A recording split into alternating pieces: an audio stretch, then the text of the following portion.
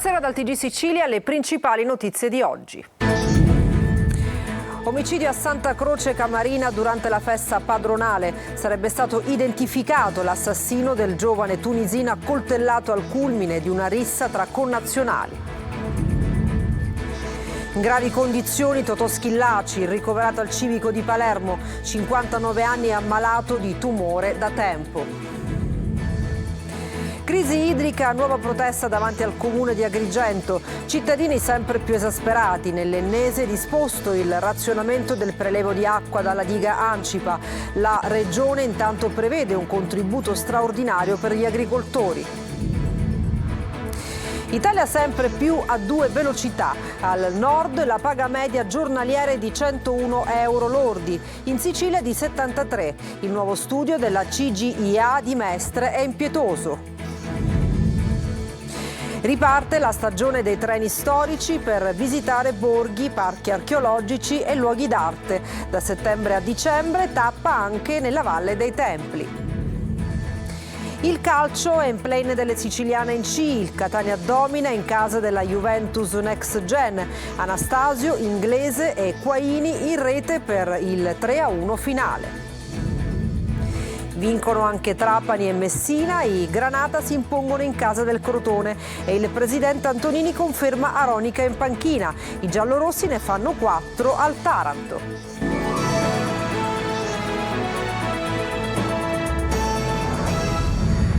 Bentrovati, omicidio a Santa Croce Camarina durante la festa padronale. Sarebbe stato identificato il responsabile della morte del giovane tunisino accoltellato al culmine di una rissa tra connazionali. Veronica Barbarino. I carabinieri della compagnia di Ragusa avrebbero già individuato alcuni tra i protagonisti della rissa finita in tragedia di ieri sera a Santa Croce Camarina e il responsabile della morte del giovane tunisino. La vittima è un giovane di 21 anni, Mohamed Anver Debik, arrivato da appena un mese in Sicilia. A far scattare la rissa sarebbero stati futili motivi. Ad affrontarsi in pieno centro, durante i festeggiamenti di Santa Rosalia, 12 uomini divisi in 2 gruppi, armati di coltelli e bastoni. Ad avere la peggio il 21enne crollato a terra colpito da un fendente che lo ha raggiunto al torace. Altri 2 connazionali nella colluttazione sono stati feriti e trasportati nell'ospedale Giovanni Paolo II di Ragusa. Uno ha riportato un taglio alla mano, l'altro una ferita alla testa e al collo. Entrambi sono stati dimessi. La salma della vittima è stata portata nell'obitorio del cimitero di Ragusa, a disposizione dell'autorità giudiziaria che disporrà l'autopsia. L'omicidio ha scosso la comunità e l'amministrazione comunale già ieri aveva sospeso gli spettacoli per consentire i primi rilievi alle forze dell'ordine. Oggi festeggiamenti religiosi per la Santa riprenderanno come da calendario, ma senza fuochi d'artificio. La Protezione Civile ha diramato per domani l'allerta gialla in Sicilia per temporali previsti in diverse zone della regione. I rovesci saranno di forte intensità sulla Sicilia occidentale con grandinate e forti raffiche di vento. Giornate di passione per gli ultimi rientri anche per i trasporti. Da questa notte lo sciopero nazionale del personale di Ferrovie dello Stato che si concluderà domani alle 2 di notte. In Sicilia 9 i treni soppressi sulla rete ferroviaria, oltre ad alcune limitazioni di percorso in provincia di Catania. Domani scatterà inoltre lo sciopero nazionale di 8 ore dei lavoratori del trasporto pubblico locale, che interesserà, oltre a bus urbani ed extraurbani, anche la metropolitana di Catania, il cui servizio sarà soppresso domani dalle 9 alle 13 e dalle 16 alle 20. E sono ore di apprensione per Totò Schillaci, il bomber di Italia 90 ricoverato nel reparto di pneumologia dell'ospedale civico di Palermo in gravi condizioni. L'ex calciatore, 59 clinica alla Maddalena, e da ieri sera si trova nell'ospedale palermitano.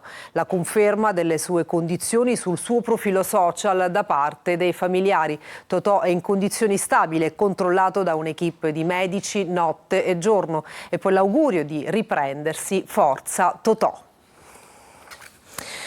Nuova protesta davanti al comune di Agrigento per l'acqua, cittadini sempre più esasperati a insistere sulla gravità della situazione per la carenza idrica, dopo il Codacons anche Legambiente. Davide Sardo.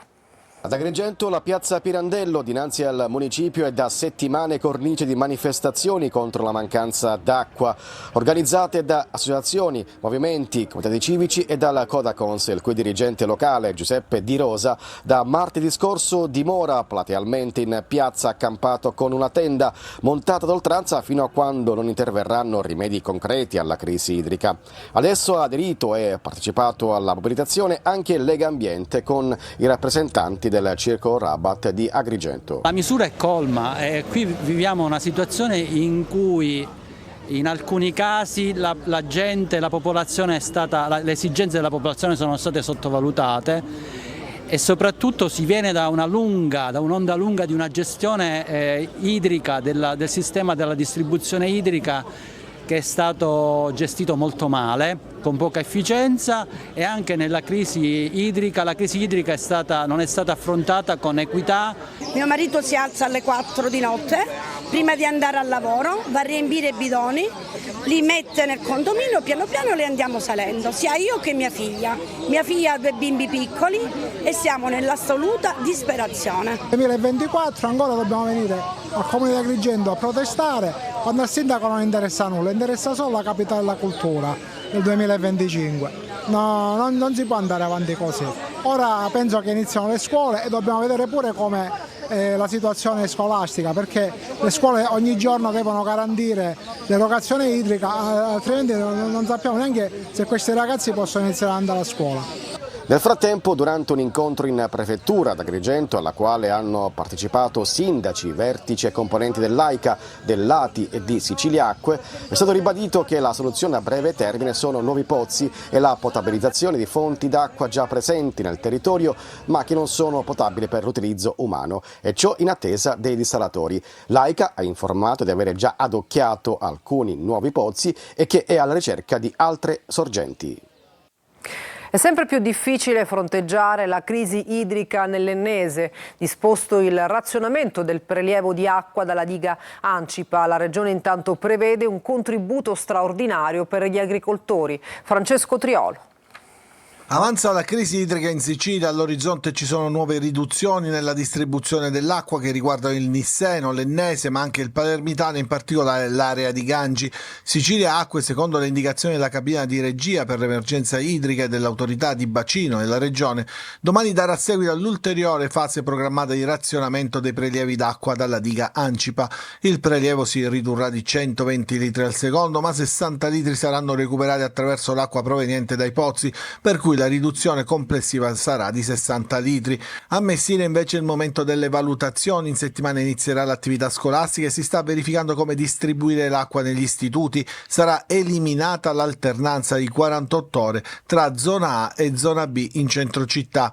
Intanto la Regione ha disposto un contributo da 40 milioni di euro per sostenere le imprese agricole siciliane colpite dalla siccità. La Giunta regionale ha dato il via libera alla proposta di calamità naturale che consente adesso gli interventi in favore delle aziende che hanno subito danni soprattutto per le colture di cereali, legumi e foraggio. Si tratta di 15 milioni di euro stanziati dal Ministero dell'Agricoltura, della Sovranità Alimentare e delle Foreste e altri 10 milioni previsti nella manovra finanziaria approvata dall'ARS. Altri 15 milioni di euro inoltre saranno erogati con un bando del commissario delegato per l'emergenza idrica per l'agricoltura. Proprio ieri a Sferro gli agricoltori della Piana di Catania, disperati attraverso il comitato spontaneo del quale fanno parte 1500 produttori, avevano organizzato un momento di preghiera per chiedere la pioggia, affidandosi a Don Salvatore Patanè, parroco di Santa Maria dell'Alto, e a Don Alessandro Ronsisvalle, che ha celebrato la funzione. La Guardia Costiera ha recuperato e già portato a Molo, Favarolo di Lampedusa, 6 cadaveri in stato di decomposizione. Dovrebbero essere dei profughi vittime del naufragio dello scorso mercoledì in acque libiche. 21, fra cui 3 bambini, furono i dispersi, mentre soltanto 7 siriani riuscirono a salvarsi rimanendo aggrappati al barcone per 3 giorni. Abbiamo sperato fino all'ultimo, ma siamo davanti all'ennesimo dramma. Ha così espresso il suo dolore il sindaco di Lampedusa, Mannino. E cambiamo argomento, Italia sempre più a 2 velocità. Al nord la paga media giornaliera è di 101 euro lordi, in Sicilia di 73. Il nuovo studio della CGIA di Mestre è impietoso. Luca Ciliberti. La forbice tra nord e sud si allarga drammaticamente. Se un occupato al nord Italia percepisce una retribuzione media giornaliera di 101 euro, al sud la stessa retribuzione si abbassa a 75 euro, in Sicilia addirittura a 73. Impietosi i dati di un'analisi condotta dall'ufficio della CGIA di Mestre su dati INPS e Istat. A livello regionale la retribuzione media annua lorda dei lavoratori dipendenti della Lombardia è pari a 28.354 euro. In Sicilia, su scala provinciale, la soglia va da un minimo di 14.365 euro l'anno della provincia di Trapani, quartultima in Italia, sino a un massimo di 17.598 euro l'anno della provincia di Siracusa. Le disuguaglianze salariali tra le ripartizioni geografiche sono rimaste e in molti casi sono addirittura aumentate, perché nel settore privato le multinazionali, le utilities, le imprese medio-grandi, le società finanziarie, assicurative e bancarie, che tendenzialmente riconoscono ai propri dipendenti stipendi molto più elevati della media, sono ubicate prevalentemente nelle aree metropolitane del nord. Infine, non va nemmeno dimenticato che il lavoro irregolare, molto diffuso nel Mezzogiorno, da sempre provoca un abbassamento dei salari contrattualizzati. Paradossi catanesi in piazza Sciascia, l'area cardioprotetta scambiata per cestino dei rifiuti. Il defibrillatore non c'è mai stato, così qualcuno ne ha cambiato destinazione d'uso. Tonino De Mana. È anche facile da usare, sono le istruzioni lì, quindi... però non l'ho mai visti in loco. La premessa è d'obbligo: nella nuova piazza Sciascia il defibrillatore non c'è mai stato, quindi non è stato rubato. Magra consolazione, perché a Catania l'area cardioprotetta incastonata tra giochi ed altalene è stata trasformata in cestino per rifiuti, almeno per quelli che non li disseminano per strada. Bottiglie di plastica, cartacee e resti di cibo sono così accatastati nello sportellino che avrebbe dovuto conservare l'apparecchio salvavita. Indignazione e stupore, i sentimenti prevalenti. A Catania molta inciviltà esiste, mi dispiace dirlo. È l'ennesimo atto di inciviltà qui a Lungomare allora. Sempre peggio e purtroppo la nostra bella città a volte viene veramente messa in condizioni assurde. Io sono sconvolta da questa città dove essere delle persone per bene ed educate diventa sempre più difficile, forse su queste cose ci dovremmo realmente riflettere. E poi ci sono gli immancabili incivili capaci di sporcare e gettare rifiuti sulla caratteristica panchina, per terra ed oltre la ringhiera metallica, dove la sporcizia offusca persino la bellezza dello Ionio. Un grosso albero secolare è caduto a Palermo in via Cartagine. Nel crollo alcune auto sono state danneggiate. Per fortuna non ci sono stati feriti. Questo è il risultato dell'assenza di prevenzione e controllo degli alberi in città, dicono i residenti. È solo un miracolo che nessuno sia passato in quel momento. Turismo, riparte la stagione dei treni storici per visitare borghi, parchi archeologici e luoghi d'arte. Da settembre a dicembre, per superare anche la destagionalizzazione del turismo, tappa pure nella Valle dei Templi. Marco Gullà. Per il 6° anno tornano in Sicilia i treni storici della Fondazione delle Ferrovie dello Stato. Il 2024 sarà caratterizzato da un ricco programma che fino al prossimo dicembre permetterà di raggiungere in treno d'epoca le località più belle dell'isola e al contempo di destagionalizzare i flussi turistici. Questo governo punta molto sulla destagionalizzazione. Noi dobbiamo fare in modo che il turismo non si riduca notevolmente, così come non avviene invece per le altre regioni nei periodi invernali. Dal 2018 sono oltre 20.000 i turisti che hanno utilizzato i treni storici per visitare borghi, parchi archeologici e luoghi d'arte in Sicilia, 7.004 solo nel 2023. Il programma dei treni storici 2024 in Sicilia prevede 33 appuntamenti e partirà sabato 14 settembre per concludersi domenica 8 dicembre. Noi l'anno scorso abbiamo pensato di posticipare il viaggio del primo treno dal periodo in cui si era pensato, invece lo abbiamo spostato iniziato a settembre e lo abbiamo concluso a dicembre, ed è là che abbiamo avuto i primi dati positivi, e cioè che le presenze in quel periodo rispetto al 22 erano aumentate nel complesso del 12%, guardando invece alla componente straniera addirittura del 21%. Tra le destinazioni previste spicca Agrigento con il parco archeologico della Valle dei Templi e soprattutto con il titolo di capitale italiana della cultura 2025. E resta il cinema, Venezia ha chiuso i battenti e oltre che con i grandi premi anche con il Leoncino d'Oro assegnato al film francese Giocare con il fuoco di Delphine e Muriel Boulin. In giuria tra i 15 studenti anche una ventenne di Vittoria, Valentina Sciortino. Eccola con Giusy Lazzara. Sono 15 tutti i giovani studenti italiani appassionati di cinema che hanno coronato un sogno: partecipare all'81esima Mostra Internazionale del Cinema di Venezia.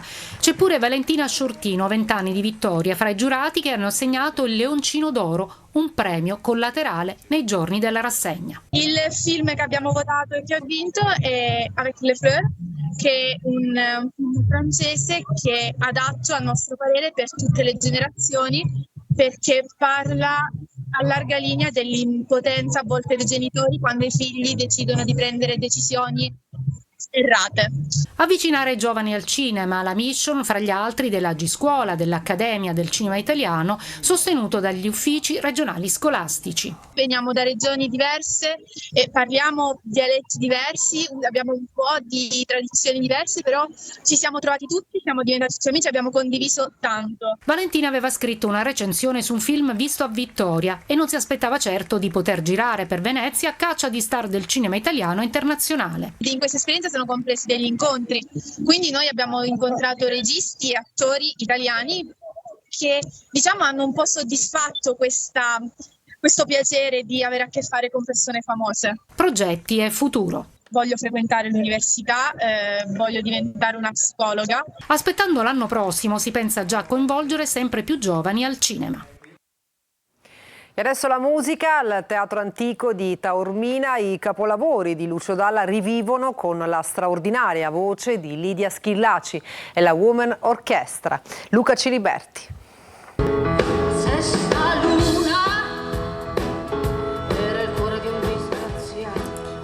Chissà come avrebbe raccontato il presente, chissà cosa avrebbe visto oggi l'artista visionario, perché Lucio Dalla era geniale, il jazz, il beat, il pop, le sonorità ricercate, ma soprattutto la semplicità dei suoi racconti, profondo e leggero allo stesso modo, eppure mai banale. Hanno come sono tante, hanno permalose. Le canzoni del cantautore bolognese, anche un po' siciliano d'adozione, sono state protagoniste dello spettacolo Futura Donne per Lucio, andato in scena nella suggestiva cornice del Teatro Antico di Taormina, un viaggio musicale tra i brani diventati capolavori della musica italiana.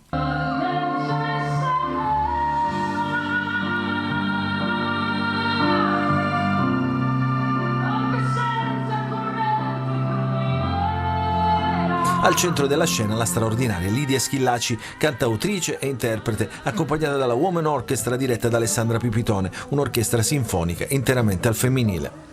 È stato magia, è stato incredibile poter assaporare queste parole, queste canzoni cantate qui, hanno assunto un senso diverso, ancora più bello, più magico, perché questo contesto rende tutto più magico. Il risultato è stato un recital delle sonorità innovative dove tradizione e sperimentazione si sono incontrati in un mix perfetto nel segno dell'indimenticabile Lucio.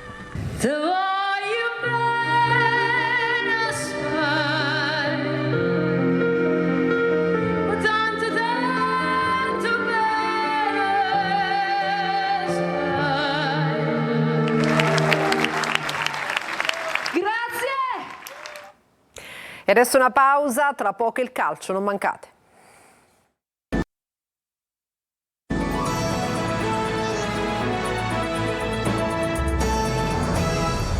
Bentornati al TG Sicilia, adesso il calcio. Il Catania vince 3-1 in casa della Juve Next Gen. Anastasio, Inglese e Quaini gli autori dei gol in una gara dominata dalla squadra di Toscano. Marco Carli. Tenuta mentale, difensiva, la qualità giusta e anche segnali per il futuro. Il Catania vince in casa della Juve Next Gen e in attesa degli attuali indisponibili conferma di poter recitare da protagonista. La partita racconta di una squadra in completo controllo fin dall'inizio. A Lunetta viene ingiustamente annullato un gol. Poi però ci pensa Anastasio, su punizione, a regalare la prima esultanza ai tanti tifosi presenti in gran numero anche a Biella per l'occasione feudo rosso-azzurro. Toscano gongola ma resta concreto e ribadisce il suo dogma. Che credo che la resistenza mentale, essere sempre sul pezzo, lavorare sotto pressione ti aiuta poi a gestire i momenti di partita, tra partita e partita, e alla lunga è quello che ti fa arrivare fino alla fine. Aspetto mentale e qualità di molti interpreti. Inglese entra a inizio ripresa e mette a segno il raddoppio. L'anno scorso ho fatto 8 mesi a casa da fuori rosa e 3 mesi a Lecco in cui non ho mai giocato, quindi per me già arrivare in queste condizioni già è qualcosa di importante. Qualità e anche segnali. Quando la partita fin lì dominata potrebbe farsi più complicata per via dell'espulsione di Gherardi, trascorre un minuto e si fa buttare fuori anche il bianconero Papadopoulos. E quando Afenaghian pesca l'1-2 con un gran tiro dalla distanza, Quaini ribadisce la sua importanza poco dopo con un gol che mette in ghiaccio i 3 punti. Sono contento soprattutto perché è arrivato in un momento dove la partita si era riaperta e dopo 5 minuti siamo stati bravi a chiuderla. Sono contento perché sono arrivati 3 punti e è la cosa più importante. Primo successo stagionale per il Messina che ieri sera al Franco Scogli ha superato 4-1 il Taranto. Giallorossi con 4 punti in classifica. Sergio Colosi.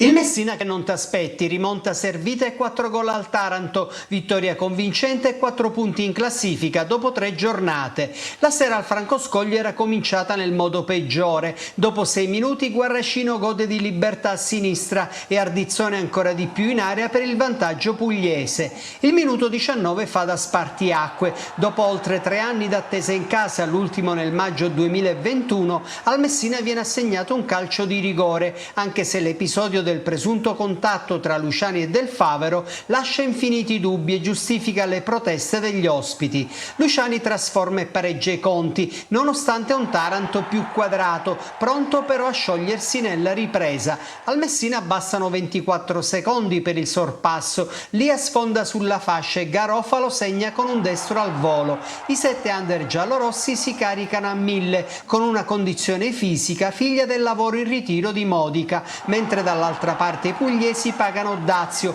per un ritardo di preparazione dovuto agli acquisti di fine mercato. Pedicillo sfiora quel 3-1 che al quinto segna Natriello, al terzo centro in altrettante giornate. Il Taranto non c'è più, cambi in serie e poco altro. Al quinto minuto di recupero il destro di Frisenna muore all'incrocio dei pali e vale il 4-1 finale. E vince anche il Trapani, 2-1 a Crotone e Antonini affida la panchina ad Aronica fino a fine stagione. Franco Camarasana. Il Trapani centra allo Scida di Crotone il primo successo in campionato ed a fine gara il presidente Antonini promuove Totò Aronica. Il tecnico della Primavera Granata, che in settimana aveva sostituito Alfio Torrisi, esonerato dopo la sconfitta al provinciale ad opera del Picerno, stamani firmerà un contratto da allenatore della prima squadra fino a fine stagione. La decisione di Antonini ieri sera, pochi minuti dopo il successo per 2-1 sul Crotone, al termine di una partita complicata, col Trapani andato sotto nel punteggio già al 15° ad opera di Kostadinov su azione di contropiede. Granata comunque che non si deprimono, reagiscono bene al 33° acciuffano il pareggio con Zuppel sugli sviluppi di un calcio piazzato. Trapani, che prende coraggio, scende in campo nella ripresa più determinato e al 63° con Canutè mette a segno il gol vittoria. Stringe poi i denti e ritrova punti e probabilmente quella serenità su cui costruire la propria identità di squadra. E per questa edizione ci fermiamo, grazie per averci seguito e buona serata.